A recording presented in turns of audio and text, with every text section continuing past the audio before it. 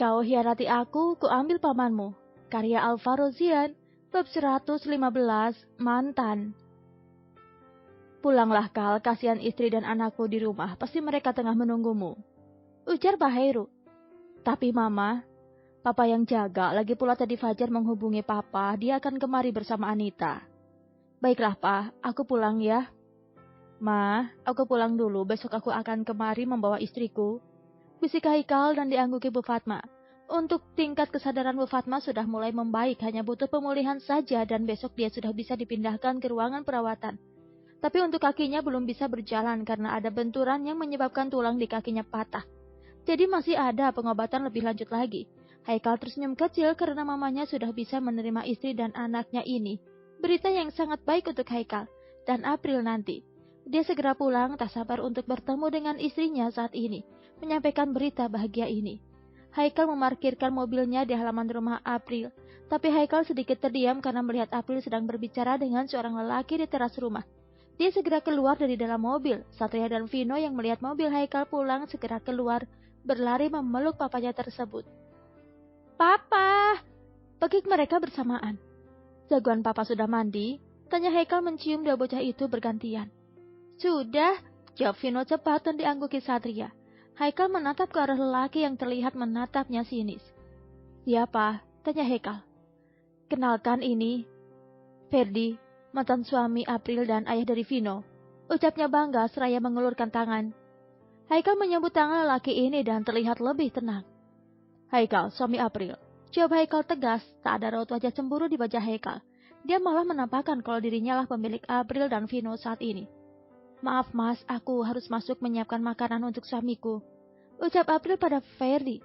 Tapi April, saya rasa kamu tidak punya kepentingan lagi dengan istri saya, jadi biarkan dia masuk. Tapi Vino anak saya. Sayang, bawa anak-anak masuk.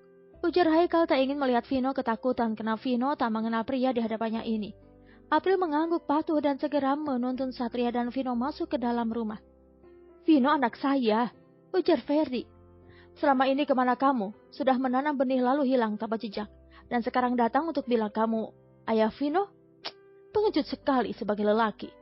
Ketus Haikal membuat Ferdi sedikit tersindir. Vino tak mengenalmu. Saya sebagai ayah sambungnya tak pernah melarang kamu bertemu Vino. Tapi harus dalam pengawasan saya. Bukan April. Karena kamu tidak memiliki hak bertemu istri saya. Lanjut Haikal. Kalau begitu izinkan saya membawa Vino. Pinta Ferdi. Membawa Vino? Bertemu pun seizin saya apalagi membawa. Setelah luka yang kamu ciptakan menganga, kini kamu ingin datang menutupinya tanpa tahu kehidupan mereka bagaimana saat ini. Vino dan April sudah bahagia bersama saya, jadi tak perlu ada kamu di kehidupan mereka. Tegas Haikal. Saya rasa cukup, saya sedang lelah sekali, silakan pergi. Usir Haikal membuat Ferdi mengepalkan tangannya kesal. Ferdi memang datang karena mengetahui dari orang saat ini April dan Vino sudah bahagia.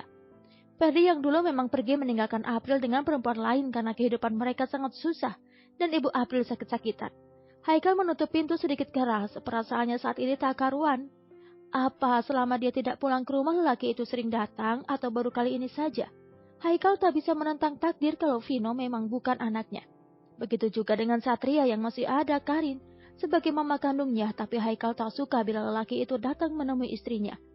Di luar sepengetahuannya, karena dulu saat dia bertemu dengan Karin di luar sepengetahuan Adele. Apakah April yang akan membalaskan karmanya pada Adele? Kepala Haikal berdenyut kencang, baru saja mamanya sadar dari koma dan kini malah ada masalah baru. Seakan Tuhan sedang mengujinya saat ini. Mas, aku mau mandi dulu. Coba Haikal dingin berjalan ke arah kamar mereka. April tahu saat ini Haikal sedang tidak baik-baik saja. Tapi ini bukan kemauan April.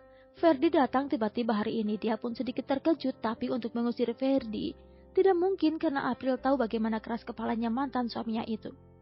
Bersambung.